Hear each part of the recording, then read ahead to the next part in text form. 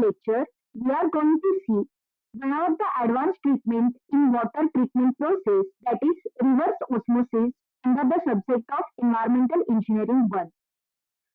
Previously, we have seen all the primary and secondary treatment which we are going to treat for water as a conventional treatment. So, now in this module, we are focusing on the treatments, that is advanced treatments of water. So, one of the treatment is reverse osmosis.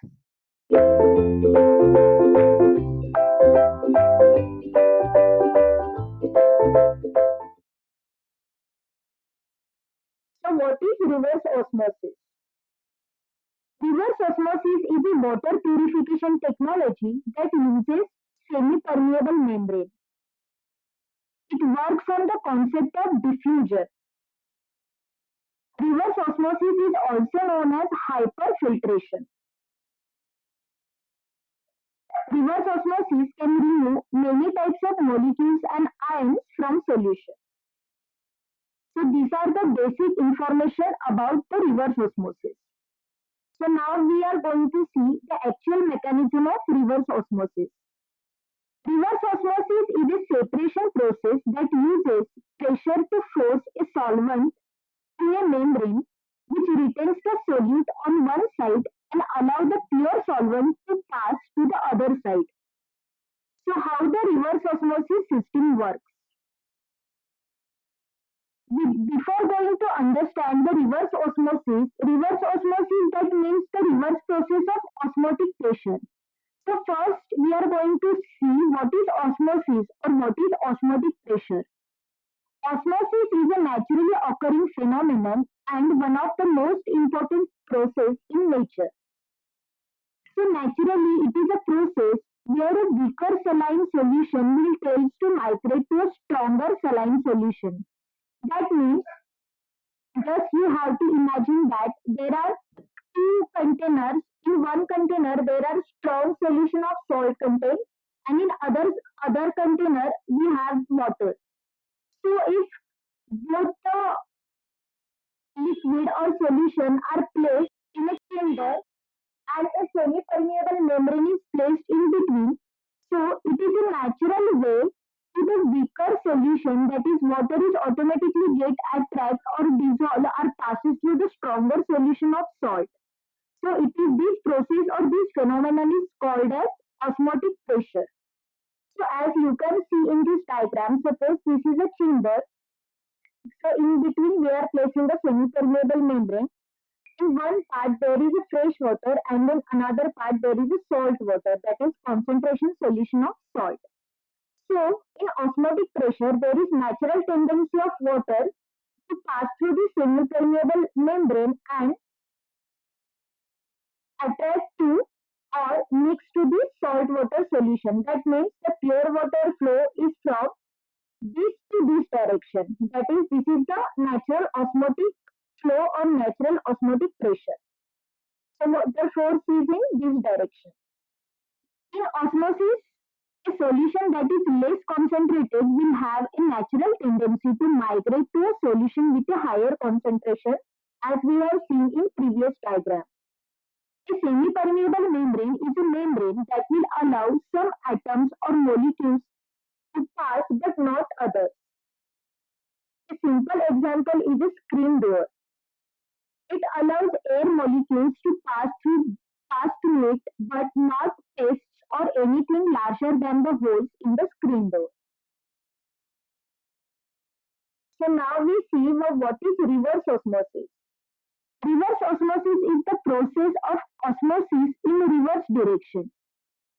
Osmosis occurs naturally without energy required. To reverse the process of osmosis, you need to apply energy to more saline solution, to the more saline solution. What we have do in osmosis pressure, so we are doing nothing. That means there is no need of energy required to pass a natural flow of water to this concentrated solution. But while we are doing the reverse osmosis process, we are requiring some amount of energy to pass the concentrated solution through the permeable membrane to the natural water. So we require pressure. A reverse osmosis membrane is a semi-permeable membrane that allows the passage of water molecules but not the majority of dissolved salt, organic bacteria and pyrogens. That means while we are applying the pressure on the top of this concentrated solution so that the concentrated solution is forcefully passed through this permeable membrane placed in between the two compartments, and because of that, because of placing of semi-permeable membrane, it will track or attract only the salt particles and the pure water molecules is passed through this membrane to the other compartment. In that way, we are removing the salts or ions present in that concentrated solution, and we are removing the salts from the water, and we are getting the pure water which is collected through the another compartment of this chamber. However, you need to push the water through the reverse osmosis membrane by applying the pressure that is greater than the naturally occurring osmotic pressure. So, when pressure is applied to the concentrated solution, the water molecules are forced through the semi-permeable membrane and the contaminants are not allowed to pass. So, as you can see in this diagram, this is the reverse process of osmosis. That means we are forcefully apply the pressure onto this concentrated solution so that this concentrated solution pass through the semi-permeable membrane, and because of that the salt or ions present in this concentrated solution will get trapped in this semi-permeable membrane and pure water get passed through this another part or compartment. So that is the process of reverse osmosis, and the flow of water is reverse the flow of natural osmotic force. How does reverse osmosis work? As you can see, the feed water is pumped and passed through this reverse osmosis membrane. In that, it will reject the stream that is higher concentration than feed water and permit the water or low concentration of salt allowed to pass through the other compartment, as we have already discussed in previous slides. Again, reverse osmosis works by using a high pressure pump to increase the pressure on the salt side of the reverse osmotic chamber and force the water across the semi-permeable reverse osmosis membrane, leaving almost all, that is around 95 to 99% of dissolved salts behind in reject stream that are trapped into the semi-permeable membrane. So the desalinated water that is demineralized or deionized is called permeate or a product water. So the distilled water that we are drinking by buying the bottles of distilled water, so that water we are getting to pass through this reverse osmosis process or reverse osmosis chamber. The water stream that carries the concentrated contaminants that did not pass through the reverse osmosis membrane is called as rejected water or concentrated stream. It is important to understand that a reverse osmosis system employs cross filtration rather than standard filtration, where the contaminants are collected within the filter media. So, with cross filtration, the solution passes through the filter or crosses the filter with two outlets. The filtered water goes one way and the contaminated water goes another way. So next we are going to see the reverse osmosis membranes. So there are basically two types of membranes. So first is cellulose based membrane and another one is thin film composite membrane. So let's we see one by one type of membrane, reverse osmosis membrane. First is cellulose based membrane. So these membranes are casting a thin film acetone-based solution of cellulose acetate polymers. And the first commercially reverse osmosis membrane, this is the first invented reverse osmosis membrane, which is coated by acetone-based solution of cellulose acetate. And next one are thin film composite membrane. Thin film composite, that is TFC polymers membranes, are consist of a porous support layer and a thin film dense layer. So as you can see, these are the thin film composite membrane. which contains the layer of polyester base, polysulfone layer, and polyamide layer. So next point is what contaminant will reverse osmosis remove from water. So depending on the characteristics of water, we are choosing the advanced treatment. So based on the removal of contaminants present in water, we are selecting the type of membrane placed in reverse osmosis process. Reverse osmosis is capable of removing up to 99% of the dissolved salts, that is ions, particles, colloids, organic bacteria, and pyrogens from the feed water. Reverse osmosis membranes reject contaminant based on their size and charge. Any contaminant that has a molecular weight greater than 200 is likely rejected by the properly running reverse osmosis system. So it will remove the pesticides, it removes salts, it removes microorganisms present in water, it removes fine suspended solids, it removes dissolved solids, it removes toxic material. So these are the contaminants or impurities that are removing by the process of reverse osmosis. So likewise, the greater the ionic charges of the contaminant, the more likely it will be unable to pass through the reverse osmosis membrane. This is why an reverse osmosis system does not remove gases such as carbon dioxide very well because they are not highly ionized and have a very low molecular weight. Reverse osmosis is very effective in treating brackish surface and groundwater for both large and small scale applications.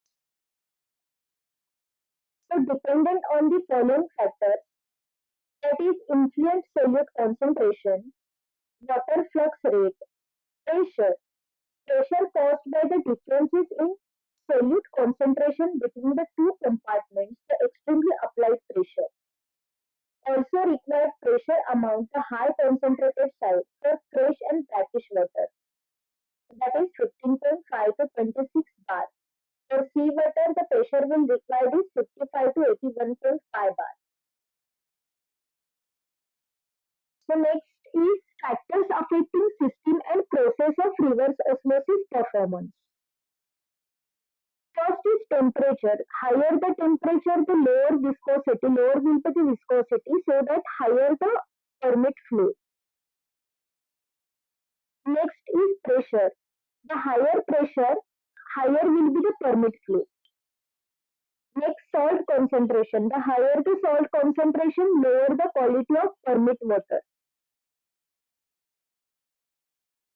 Next point is uses of reverse osmosis technology.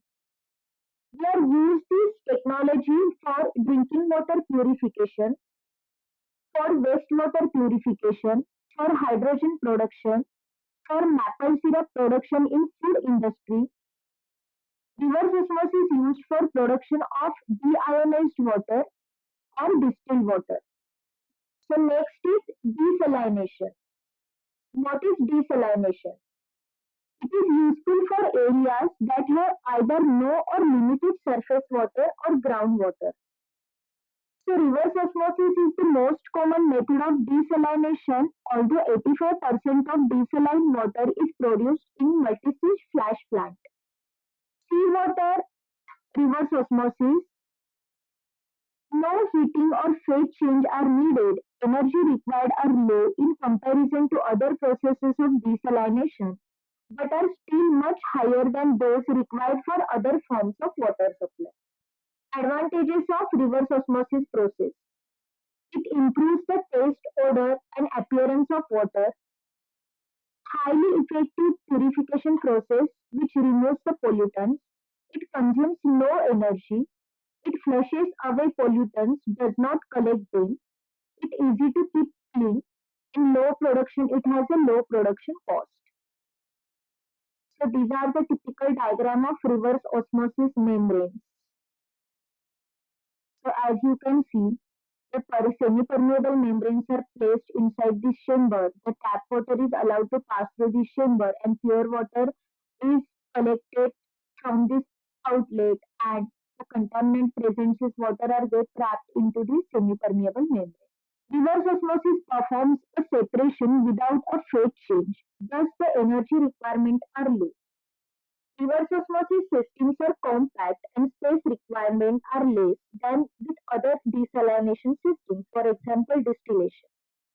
Many reverse osmosis systems are fully automated and designed to start up and shut down automatically. Thus, reverse osmosis plants usually require little labor. Due to their molecular design, maintenance is easy. Scheduled maintenance can be performed without shutting down the entire plant process. So these are the advantages of reverse osmosis over the other processes. There are also some disadvantages that are household reverse osmosis unit use a lot of water because they have low back pressure.